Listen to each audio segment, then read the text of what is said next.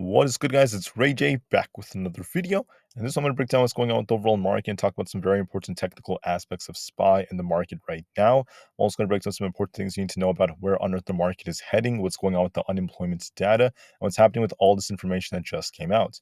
But before I break anything down about all this information, before I get into any more details, let me just mention a couple of things.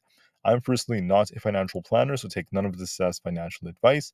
And don't forget about the Webull link. The offer ends very soon. If you deposit any amount of money into the account, you're guaranteed between 6 and 12 free stocks. The offer ends in 2 weeks, so check it out before they run out. Anyways, let's talk about the market, how everything's looking. So we just had this unemployment data that just came out. You can see right over here. The unemployment rate was about 3.8%, a lot higher than what the forecast was. And we're starting to see signs of increasing unemployment for the first time in a long time. Now, this is some good news because it de incentivizes the Fed from being even more hawkish. And the non farm payrolls also went up to about 187,000. Now, with that going on, this data has been positive for the market as of right now. The market started pushing up at the moment it came out. However, we also have more data coming out later on during the day that could cause more volatility. So 15 minutes after the market opens, I want to warn you about this. We have the S&P Global Manufacturing PMI. And then 30 minutes after open, we have the manufacturing PMI and more manufacturing data. This could cause the market to shake, so be very careful for the first 15 and 30 minutes. And for now, you're just going to be wanting to wait and see what happens after the data drops because that could change the direction of the market. Now, this is still making lots of these headlines that the payroll employment increased by 187,000 in August, but the unemployment rate rose to 3.8%. Sorry about that, guys. That's going to be very important. And this is making all of the headlines as futures are now going up because of this. And then when it comes to any big pieces of news coming out for the markets, August wasn't the best of months for the market. We actually saw quite a bit of downside for it. But with all these job numbers coming out and these big changes to the employment, the market is now getting a new reaction. Besides that, we're seeing new things coming out involving new restrictions from different health officials and just a bunch of other things going on.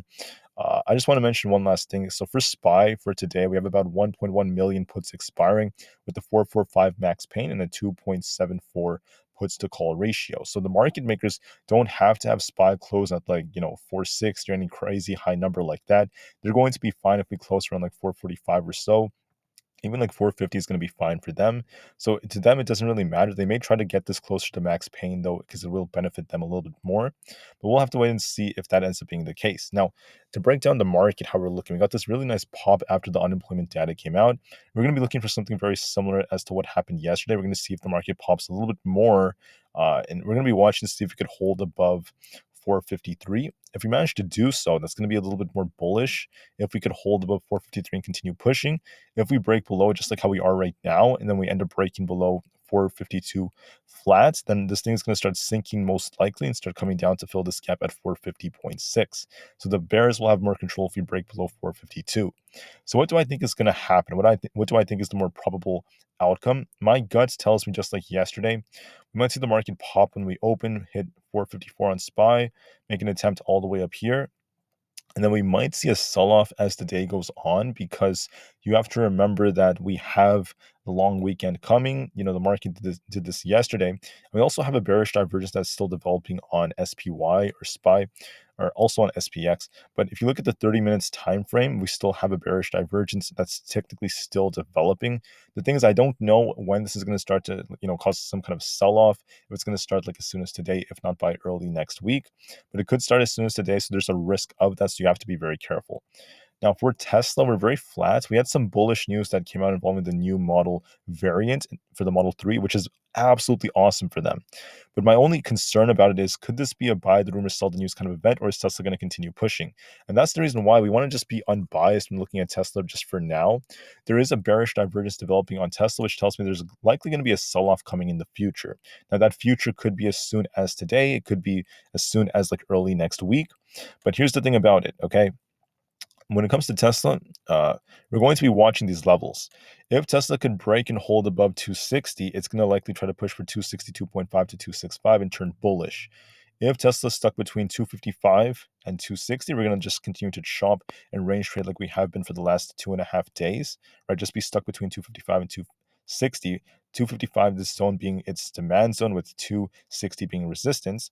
And if Tesla breaks below 255, right? If it breaks below the demand zone, it's going to start sinking all the way down to 250 most likely. So I hope this is as clear as possible. I want to be unbiased when making this video, but just know that there is a risk in Tesla. We have a very strong bearish divergence developing, a triple bearish divergence on the 30 minutes time frame. So there's a risk of a sell-off coming very soon. It could happen as soon as today, if not by early next week. So I just want to warn you about this. All right. So I know it's not what you want to hear, but this is what the technicals are suggesting. We just want to be open-minded nonetheless. As far as Aapl goes, if you look at Aapl, we're getting very close to this 190 area. Aapl might pop a little bit more close to like 190, get very close to filling its gap on the daily chart before it comes right back down. When you look at the daily, it would still had this like rejection count that formed, but it's getting very close to this 190 area. So I don't know if it's going to pop a little bit first and then start coming down, if it just starts dropping from here. It may pop a little bit more. We're gapping up right now. We could see it just try to fill this gap around 190, push the market up a little bit before this thing gets a rejection. So that's going to be very important. And by the way, if the market does do that, Tesla could push for like 260, even a little bit higher first before it starts to cool off a bit.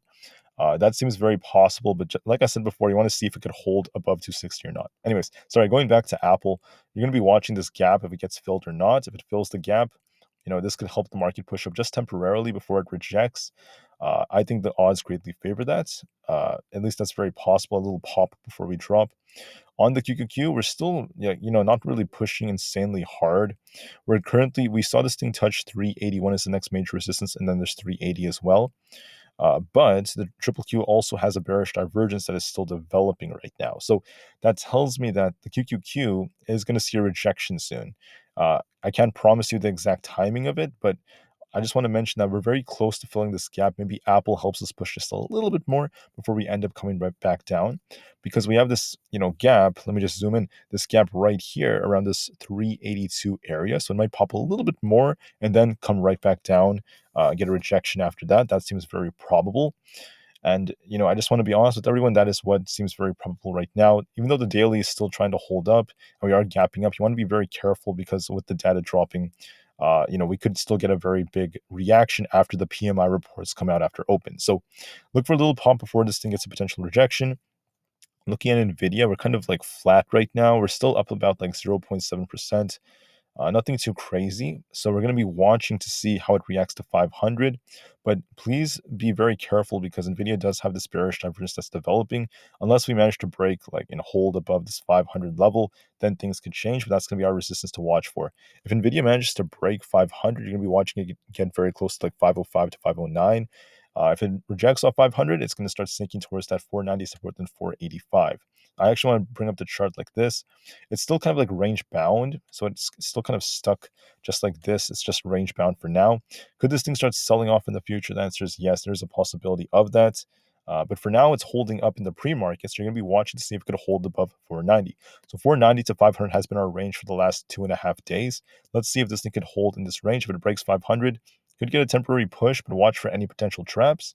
And if we end up getting it's sinking down, then you're going to be watching 490 support. All right, guys. So the market has these ranges I talked about. There is a risk of a sell-off as the day goes on, as we have a lower max pain than the current price. And on top of that, you have to remember the possibility of the other factors like the PMI report and etc. also affecting the markets. So like I said, we have the PMI data coming out 15 minutes and 30 minutes after the market opens, so expect some high volatility. And until then, watch your levels carefully. Let's see if SPY can hold above 453. If it does so, it could push a little bit higher. I'm expecting maybe a push as we open before it comes down potentially. And if we end up holding it below 452, then the bears have a possibility of pushing the market down back to like 450. There's a risk, so watch your ranges very carefully. Don't forget that on Tesla, we have the new model variant, which could help it push actually a little bit more before we do get some kind of sell-off if that ends up happening. There's a risk because there's a bearish divergence on the 30 minutes and the 4-hour time frames, so watch that very carefully. There could be a sell-off coming either as soon as today or by not tomorrow. I meant for early next week. And just be very, very wary of all this data. And with that said, I thank you all so much for listening. Have a great day, everyone. Remain calm, cool, and collected, and I'll see you guys in the next one. Thank you, and peace out.